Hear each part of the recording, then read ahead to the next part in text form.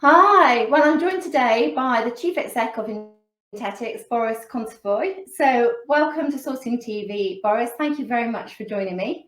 I wonder if Thank you. the first thing you could do is maybe just give us a brief introduction to yourself and to Intetics. Yes, hi. I'm glad to be here. First of all, thank you for invitation. Thank you for talking. So I'm Boris Kontsevoi, born in the former Soviet Union. Was a perfect young communist in my childhood. But then things, as you know, changed. And as a result of this change, actually, I started my career as a scientist. I'm physicist by education and actually did a lot of custom software systems during my scientific career for our let's say that laser physics experiments and for data processing in laser physics. And out of this exercise, when actually Soviet Union collapsed, we started commercial programming, a group of scientists, actually young scientists. We started commercial programming that actually lead me to establishing of my own company back in 1995 in Belarus. The most exciting, let's say, that part of this journey, it was that actually, let's say, that essentially it was 1994, something like a year later, when World Wide Web was the very first website actually appeared in the world. I established essentially internet company, not having internet in Belarus. There was no a single internet provider at this time in Belarus. It appeared something like 9 months later. But nonetheless, so it was not about internet that much. It was just like communication mean with already Western clients. And we simply just, let's say, started to do custom software programming. And talking about actually GSA, like sourcing association and all this modern outsourcing, uh, actually the word outsourcing probably appeared on the market in around 2000, probably 1999, 2000, 2001, something like that. And we suddenly realized, and company already existed for 5 years, realized that we are already part of outsourcing industry. But essentially what we do custom software development all the time, and already for 26 years, and we do innovative stuff. We do just like products. We do innovative products for others, and okay, we are good at this. That's that. So probably it's enough for short introduction. Let's probably talk just because anyone interested, there is like history page in intetics.com, and it's again, so it's very easy to get additional information. And just one quick question on Intetics. I mean, how big is the organization today and what's your global footprint look like? Yes, right now we are 700 plus people, engineers in staff. We have something like 17 nationalities in the company, so it's quite international, and we are quite, let's say, distributed. We have our major or brick development centers located in Ukraine, and we have three of them in Ukraine, Belarus, and Poland. And we have approximately already probably like 15% of our staff distributed, literally distributed all over the world. And right now, Intetics it's American corporation, headquartered in Florida. We have like offices in London and our headquarters, European headquarters, EU headquarters in Düsseldorf in Germany. So we're probably not that big on, let's say that on number of employees, but we are quite international, quite distributed, and quite global. So it's like, and we of course serve clients. Oh, I don't remember the count, but it's more than 30 countries in the world we have clients in. So it's like quite, again, so it's like quite distributed organization in terms of geography, both of geographic customers and employees. Okay, so you're a global business. I'd be really interested to understand what are your main challenges right now in a hopefully coming out of a sort of pandemic scenario. The main challenge, of course, is availability of talent. and it's a big challenge. Let's say that demand for innovation it's like much stronger. It's increased, especially during 2020, during like pandemic year. It was especially huge increase in demand for let's say the software development. And right now, situation is that actually, despite it's improved tremendously improved during last 10 years in Western countries in terms of, let's say, that interest to the profession, to the programming, or to be like software engineer. It's like very good progress in terms of new resources in Western countries. It's not sufficient, obviously not sufficient, and there is no such thing in the world right now as like jobless programmer. Anybody who can do any kind of programming can find like very good job. And on these conditions, it's very interesting that you still have a strong competition. It's not like there are like a few companies in the world that do custom software development. It's not the case. There are like thousands and thousands, tens of thousands companies that do the same.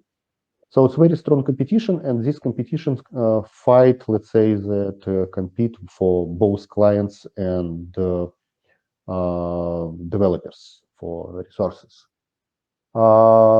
And I would say that competition for clients, it became very interesting. Just a lot of organizations right now in the world, they have to realize that not every project they want to do is going to be staffed.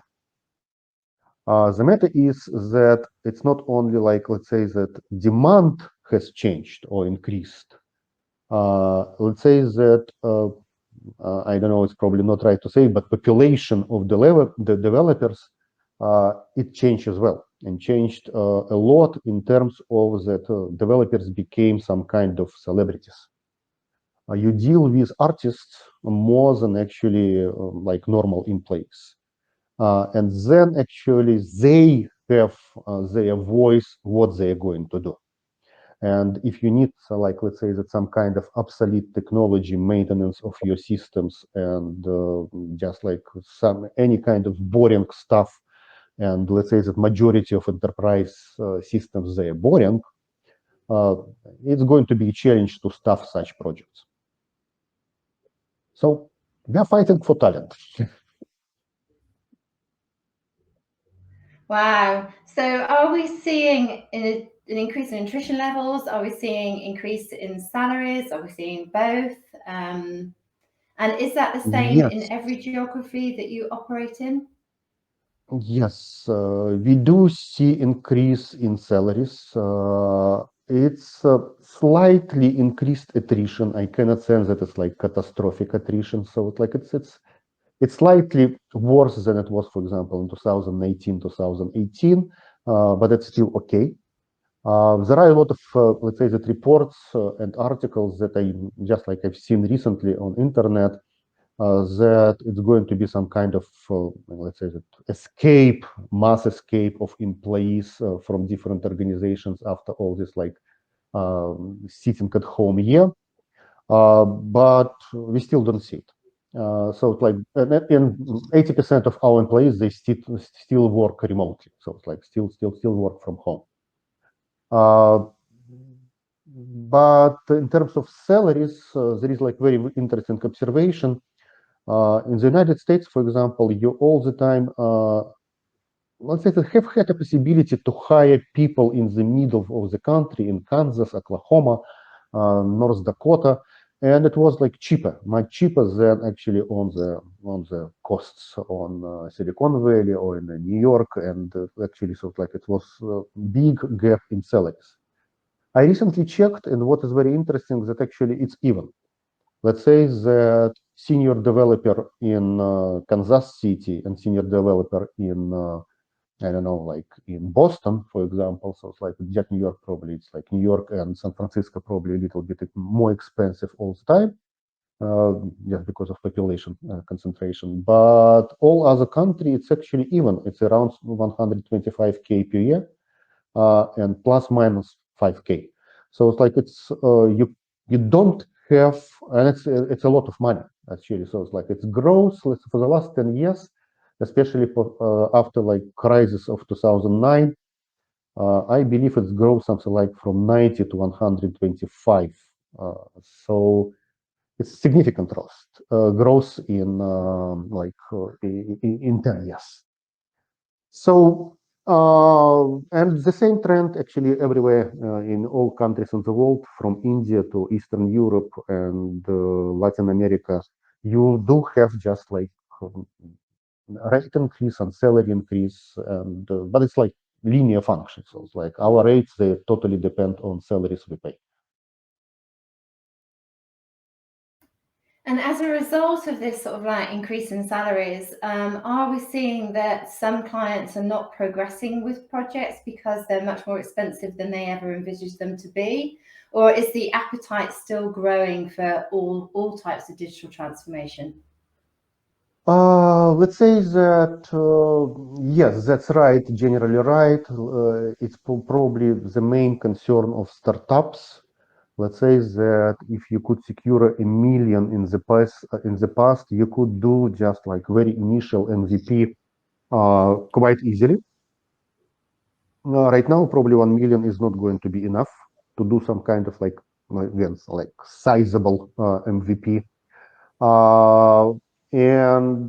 But let's say that on enterprise level, it could be quite different, but they will have to prioritize their projects. They will have to just like allocate more money for more important stuff and probably cancel like development of less important stuff if they do like budget constraints. But there is another trend. So it's like, let's say that during 2020, governments in the world printed something like 1/3 of worldwide GDP.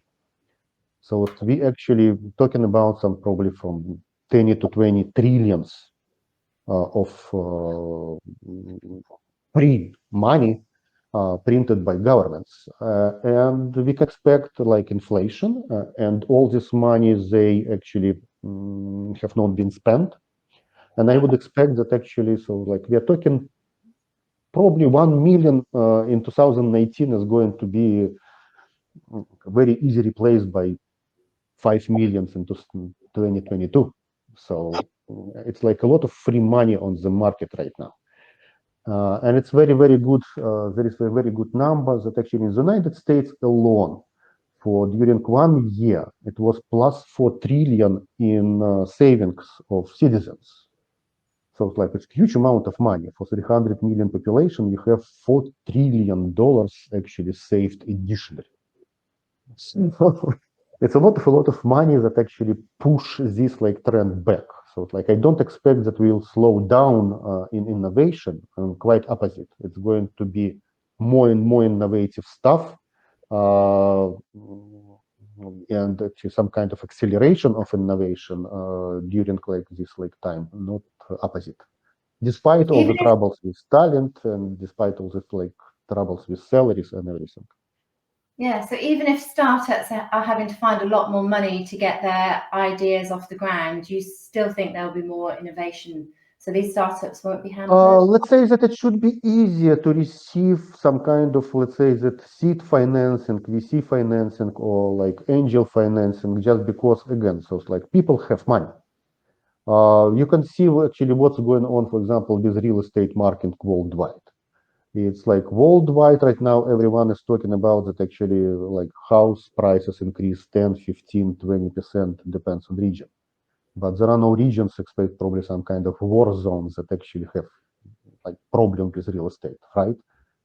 And it's a reflection of the same. So it's like we, again, they printed like 1/3 of wealth. So it's like a lot of money.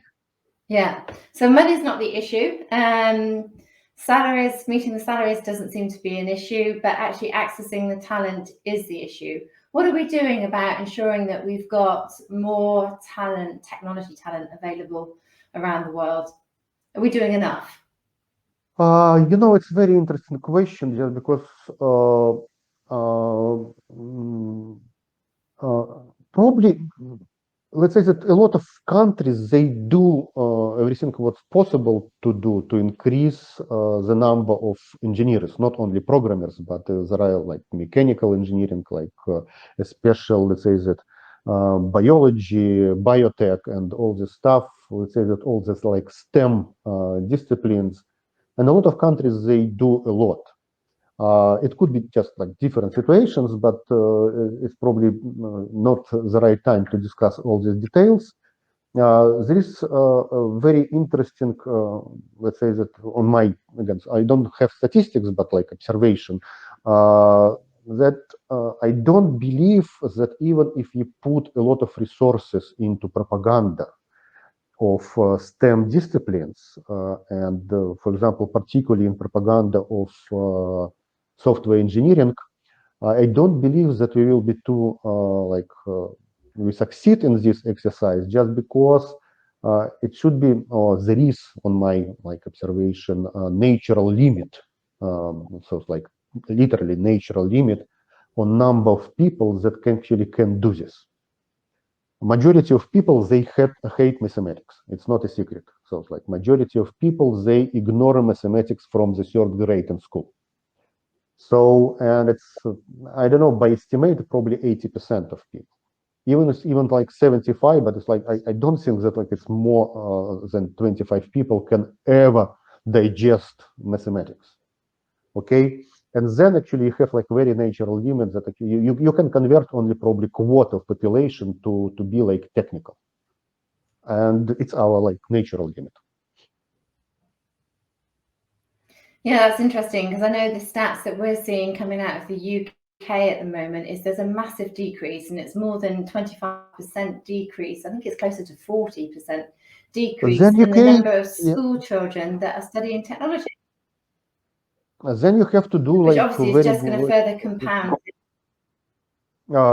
Yeah, it's my complaint about actually our development countries, Ukraine, Belarus, and Poland, that they could do, of course, a better job in propaganda of profession, in propaganda of like technical disciplines, and it's state job. So it's like let's say the business itself, even like big business, take like Microsoft, I don't know, like Google and all of them, they cannot do this job well in terms of propaganda of profession, in terms of propaganda of technical career. So in UK, you most probably you have to again raise voices that it's time to do propaganda. Just because in the United States the situation has changed. It was, let's say, that very challenging times in the beginning of 2000s, so it's like 2005, 2010. But right now, its numbers pretty good and back. So it's like I did not check statistics, but again, so like it's last time probably like 2 years ago in Everest report, I believe it was pretty good picture for for number of new technical let's say that students graduated every year. But again, so like it's some kind of probably special research for some research organizations on how much innovation do we need, so it's like for whatever like purpose, and how many programmers this innovation requires. So we somewhere in the middle. Like I don't believe that any kind of, let's say that we will stuck with resources. We simply probably will do something better, something smarter. So like as usual. So it's going to be good anyway. Okay, so we've discussed talent. What other challenges are you facing in business at the moment? Talent is everything, just because we like programming organization, and it's obviously that there is no automation. Oh, by the way, for a lot of companies, automation could be just a big relief, and it's again probably GSA has like tons of seminars and different information about automation. And yeah, so it's like, let's say that last number I've seen that actually 80 billion is going to be saved by automation. We are going to lose something like 80 million of jobs or 70 million of jobs, but automation by itself will produce 90 million of new jobs. So it's like, how it's possible, I don't know, but still, so it's like any innovation, it's not, they let's say that innovation all the time reduce jobs, but propose like new jobs through like probably more interesting, more better jobs for people. Otherwise than talent, you know, let's say that it's again about talent, just because to do really innovative stuff, you need not simply like numbers of programmers. You need like people that literally can capable to do this innovative stuff. And it's like very teeny fraction of all this like technical persona. So it's like we are not talking about that actually it's not sufficient like mass developers. It's even more scary on the side of really people that capable to do this innovative stuff. So it's like it's, I don't know, by my estimate, in our company, we're probably talking about at most 20% of our employees that are capable to do this, like literally, like be like in the center of this process. So brains, what we need brains. Right. So you alluded to it earlier that they're kind of like celebrities now. They can choose which projects they want to work on. Can you give us a steer as to what projects are seen as being, what type of projects are seen as being very sexy that guys and girls want to work on, and what are the projects ignored? Since God, it's different. Let's say that, as a saying goes, that actually, if men would be attracted only to models, humanity would just like vanish for a couple of generations, right? But every woman, every man, they can find each other, and it's a big diversity. The same picture with projects. So it's like it's a big diversity. It's a matter of personal preferences. Some young people they like dream about games and they do games. Some dream about like different, I don't know, cute stuff. For example, let's say that I recently was present. My people sent me a present. It's called Emo. It's a robot, table robot. It's a very cute creature. And probably they just like attract a lot of like good guys to program this like cute table robot. But all this like fancy stuff, uh, let's say that majority of people they attract of engineers they attract by, let's say that, by two things. One of them it's like modern tools, so it's necessary to have exactly modern tools. They are not going to use actually any, for example, hard to like even pronounce like Visual Basic. So like technology of even like not only 15 years old, but even like 5 years old, it's already a big question. So they're not going to use that.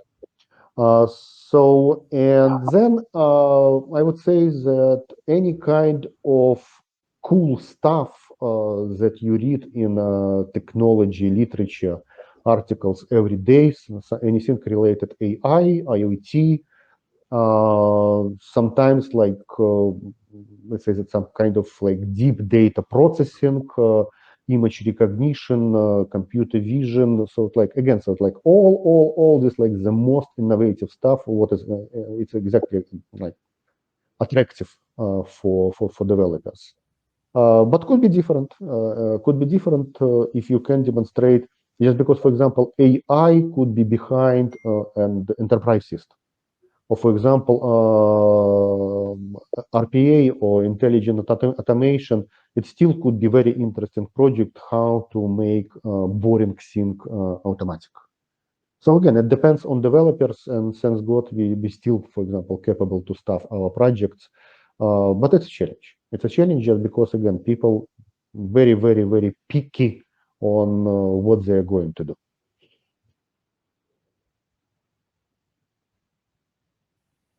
Right. So, if you had a crystal ball, Boris, it's my final question for you. If you had a crystal ball, what do you think the situation is going to be in 5 to 10 years from now? Do you mean situation with innovation or with programming? So innovation is going to accelerate, no doubt. It's very interesting, but all this like free money that we mentioned like before, so it's like they, on my taste, the only what you can do with this money, it's try to do something new. Okay, there are huge number of ideas. Every person just like reading newspapers, articles, or internet or whatever can produce like a couple of ideas per day. A lot of people will try actually realize the ideas, and innovation is going to accelerate. If you look on the past, again, 30 years with internet era, it's simply like totally different life. For example, by the way, Intetics is the acronym from Internet Technology and Ethics, and Internet is the first the first word in the name, and it literally has changed our life like never before. It's like nothing common. If you like imagine your childhood and what and how you did and spend your day, and compare with now, it's like no correlation, like except probably food. So then, like in 5 years, again, so it's like I would see that only that kind of interesting projects, whatever is like definition of interesting, they will fly, and they will fly based on, let's say that team engagement or team assembly by originator of idea. Then actually team assembly like theater troupe, like theaters do for any particular performance. They invite like artists.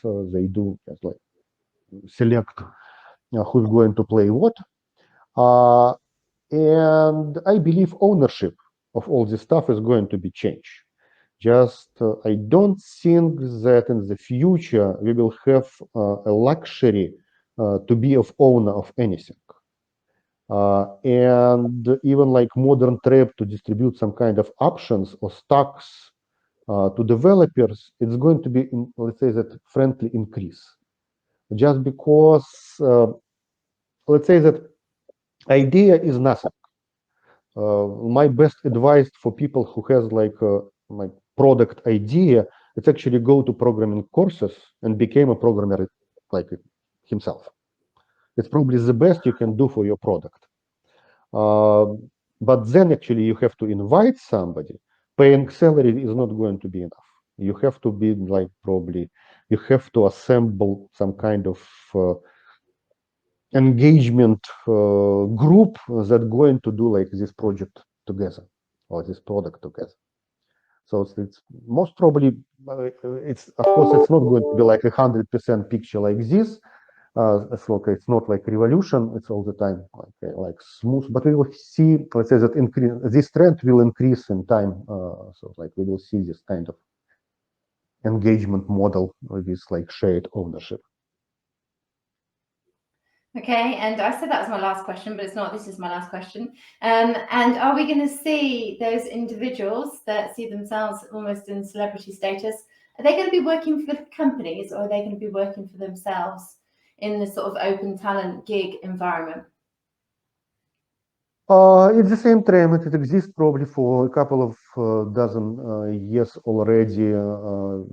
We do have more and more freelancers, and a lot of people, again, in the United States, but United States is still like a leader in production, let's say, that manufacturing of software. We all use like American software, right? So it's a lot of freelancers. It does not mean that I don't believe that there are more freelancers than employees right now, but the number of freelancers all the time increase. Yeah. And it's going to be like trend worldwide. Yes, all these people, they are not going to work for somebody on permanent basis. They're going to work for yourself. And it's exactly why ownership structure has to change, just because you have to attract talent, real talent that actually not even talent. You have to attract like right brains that understand how to do your product. And again, paying salary is not what they expect to see. It still will be people again. So it's like it's people. Okay, it's not like one pattern for everyone. So it's still going to be a lot of different situations. Still going to be traditional employment for many years ahead. But we are talking about trends, and it's all the time will be like shift from employment to freelance engagements. And what is very interesting is that actually employment probably is going to be remain for normal people, like good professionals, but still that actually not like in the mode or in the position to do just like the right architecture, to do like R&D, to understand how technology should work. So it's like all these like people, let's say that the main brains, they're going to be again on this like engagement model, and it's unavoidable. Just because again, so it's like you, it's like with science. So it's like you know that actually not everyone can be scientist or something. So Yeah. something like that. Yeah, and how they're taxed and what the employment legislations are and all those sort of things is a whole new can of worms that we're yet to really fully understand and unravel. So that's a different subject. So for today, thank you very much for joining me, Boris. It's been a pleasure speaking to you, and good luck with the talent challenges, and good luck with the ongoing growth of Intetics. Yeah. Thank you very Thank you, much. Kerry. Thank you a lot. Yeah. Thank you.